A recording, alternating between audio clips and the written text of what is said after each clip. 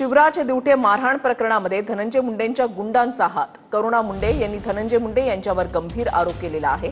सगळ्या गुंडांना धनंजय मुंडे पोसत आहेत अशी टीका करुणा मुंडेंनी केलेली आहे. बीडमध्येही ऑपरेशन सिंदूर राबवा अशी मागणी करुणा मुंडेंची आहे.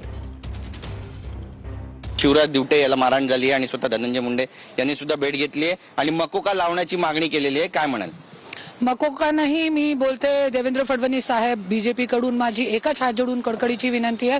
मकोका लावून हे हराम के लोकांना हरामची रोटी तोडण्यासाठी, सरकारी जनताचे पैशाची रोटी तोडण्यासाठी जेलमध्ये टाकण्यापेक्षा हे लोकांच्या ऑपरेशन सिंदूर सारखा ऑपरेशन एन्काउंटर करा आणि हे लोकांना सदाकाळच्यासाठी संपवा.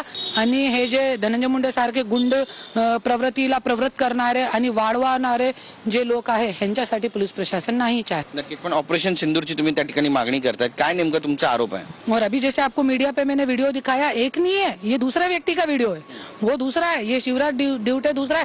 वो छोटा सा बच्चा, छोटा सा लड़का वो इस तरीके से मार रहा है.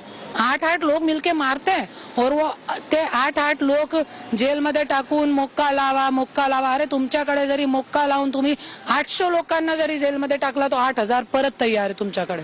काय करणार? प्रशासन हेच काम करत राहणार का? बीडमध्ये किती गुंड आहेत असे? कमीत कमी 10,000 गुंड गँग धनंजय मुंडे यांनी ठेवली आहे. बीडमध्ये जी गुन्हेगारी वाढते आहे त्यासाठी नेमकं जबाबदार कुणाला मानता तुम्ही? धनंजय मुंडेलाच मानते मी, क्योंकि बीड मध्ये फक्त एकच शासन चलतोय, वो है धनंजय मुंडे. आता तर मंत्रीपद गेलंय त्यांचं. पंकजाताई आहे ना, एक गेला, एक तो आहे ना. पंकजाताईमुळे पण गुन्हेगारी वाढते असं म्हणायचं? हाँ, मंत्रीपद तो धनंजय मुंडे और पंकजा मुंडे कोई अलग नहीं है, एक ही है. ये आप बात समझ लीजिए. गिरीश गायकवाड, TV9 मराठी, मुंबई.